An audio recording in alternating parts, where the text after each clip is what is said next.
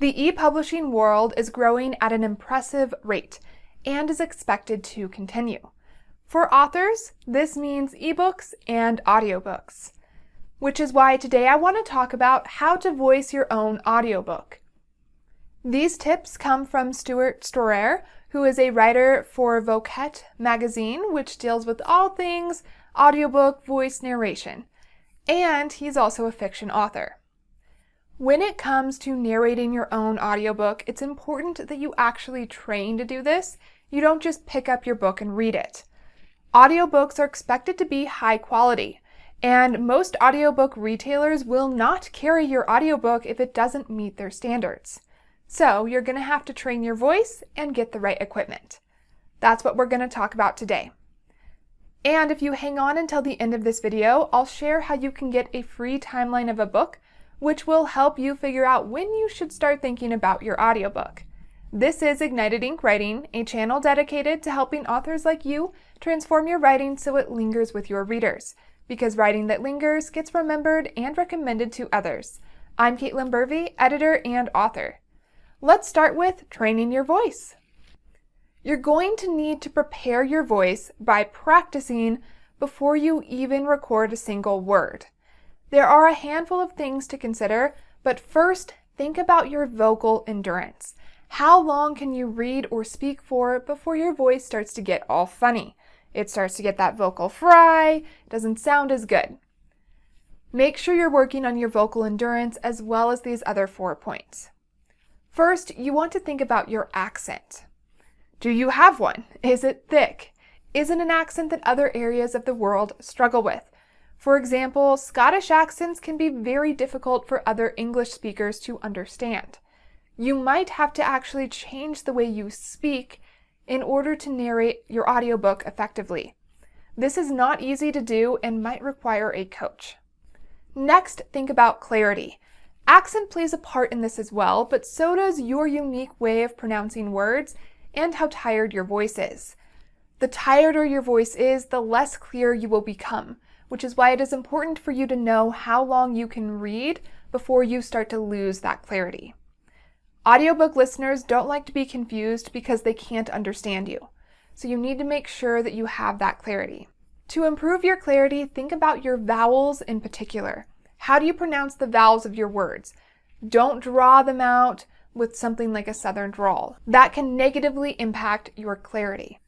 One weird way to test out how clear your words are to record yourself speaking and then put that recording into an online caption translator. So whenever I upload a video to YouTube, video automatically creates those closed captions. If those closed captions are fairly accurate, you probably speak pretty clearly.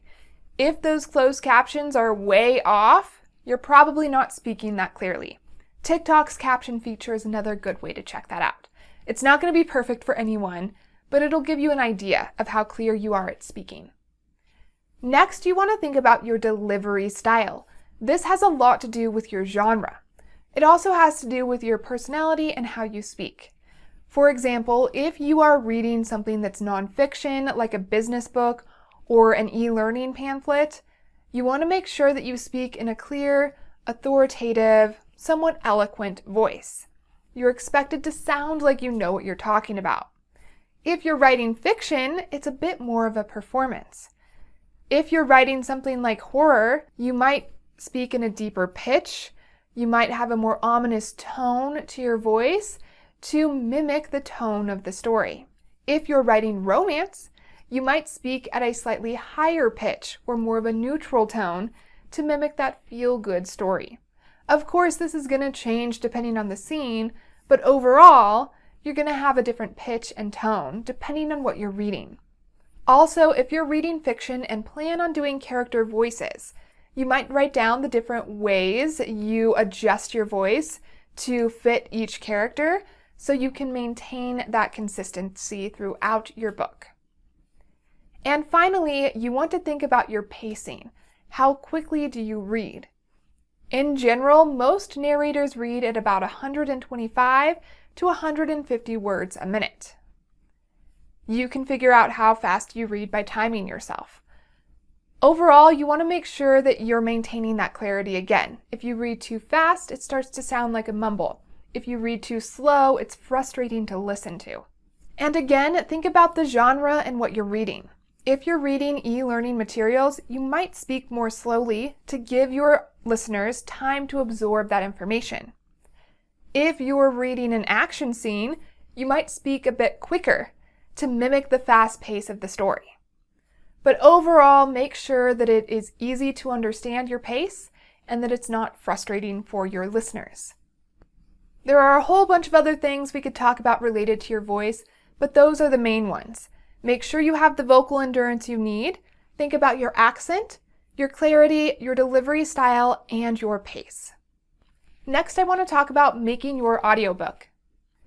After you've figured out how to train your voice to be a good audiobook narrator, you're going to need to get the proper equipment. When it comes to equipment, this is essential for the success of your audiobook, so you cannot skimp out here. First, you're going to need some sort of high-quality microphone. The microphone in your phone, your computer is not good enough.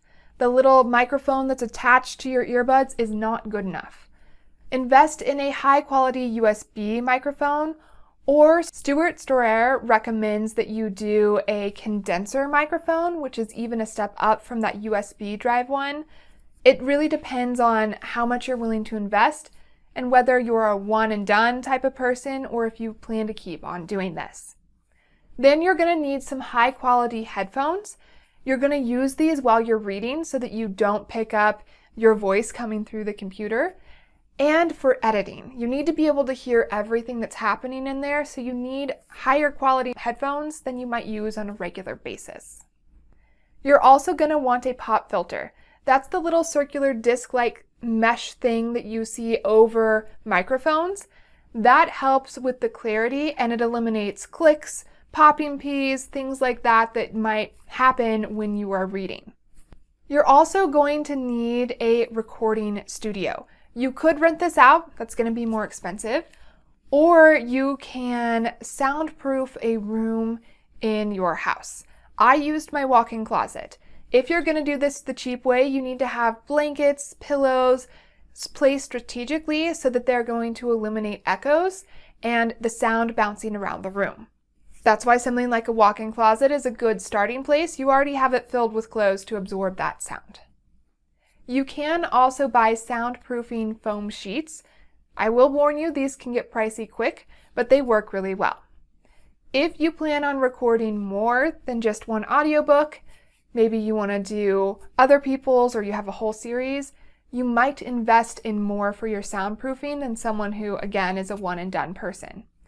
Either way, the quality of the sound is going to depend on that space.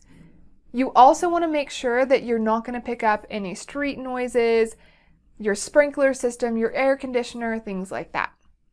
And finally, you're going to need a recording software. There are lots of different recording softwares that you can choose from.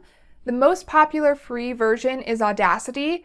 I didn't care for this when I was playing around with it, so I actually went with a software called Reaper.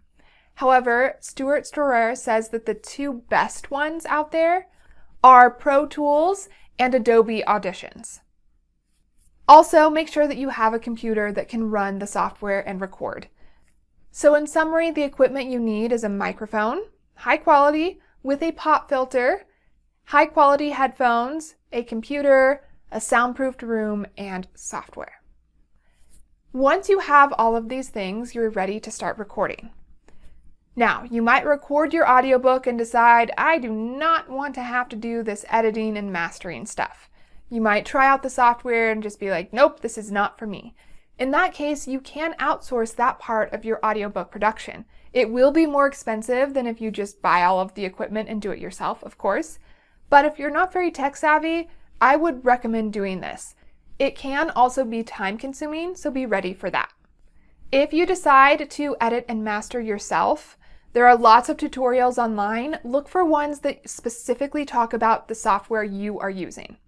I used Reaper, and the tutorials I found were on YouTube from Booth Junkie. He not only helped me use the software, but he helped me set it up in a way that made it much easier for audiobook production. And when you are reading your audiobook and recording it, remember that you are not going to do this whole thing at once. You're not going to record in large chunks. Think about that vocal endurance from earlier. That's how long you get to record for. Also, you're not going to record in one ginormous file because any audiobook retailer is not going to accept that. You need to divide your book up into smaller pieces. You can look up the specifications for whichever audiobook retailer you plan on using. What I did for my book is I made each short story its own audio file, and that worked. You might break it up by chapter or by part. Also, what I did is I would record for as long as I could, and then I would edit and master. And then I would record, and then I would edit. So that way I got my book done a little bit faster and didn't wear out my voice. Next, I want to summarize what Stewart Storrar recommends and share a little bit of my experience making audiobooks. So, Storrar recommends the best practices for audiobooks. You need to train your voice, and you need to have the right equipment. I will say that creating an audiobook is not a quick thing. This is going to take a little bit of time, especially for the first time you do this. I will also say that you should not buy the cheapest equipment you can possibly find, because it's not going to be a high enough quality to be acceptable by audiobook retailers. Audible, Amazon, Findaway Voices, wherever you plan on selling your audiobook, they will reject it. They will not put it in their stores if it doesn't meet their quality standards. I recommend looking up the specifications for Amazon. They're the strictest, so if you meet those, you'll meet it everywhere else. I went for a mid-range setup, so I bought a mid-range software, microphone, all of those things. And this has worked out well for me. I actually enjoyed making my audiobook. I make YouTube tutorials, so I'm comfortable recording myself. And I've thought about trying to get into audiobook narration as an additional aspect of my editing business. So you also don't want to buy the very cheapest equipment because if you like it, you want something that you can use for a bit longer. And don't be afraid to hire out if you have the funds to do so. Maybe you just want to do the narration, so you're going to hire someone else to do the editing and mastering. That is completely fine. Go for it. I did a little bit of this. I kind of cheated. My brother is a music producer, so he knows how to work all of these sound softwares. He helped me. If I didn't have him, I might have needed to pay for help there at the end because there was one specification I was struggling with. Don't be afraid to get help if you need it. Don't be afraid to hand off that part to someone else. That's how you can narrate your own audiobook. If you've tried this or plan to, share your tips in the comments below. And for more videos on audiobooks and other aspects of writing, subscribe to Ignited Ink Writing, a channel dedicated to helping authors like you transform your writing so it lingers with your readers. Because writing that lingers gets remembered and recommended to others.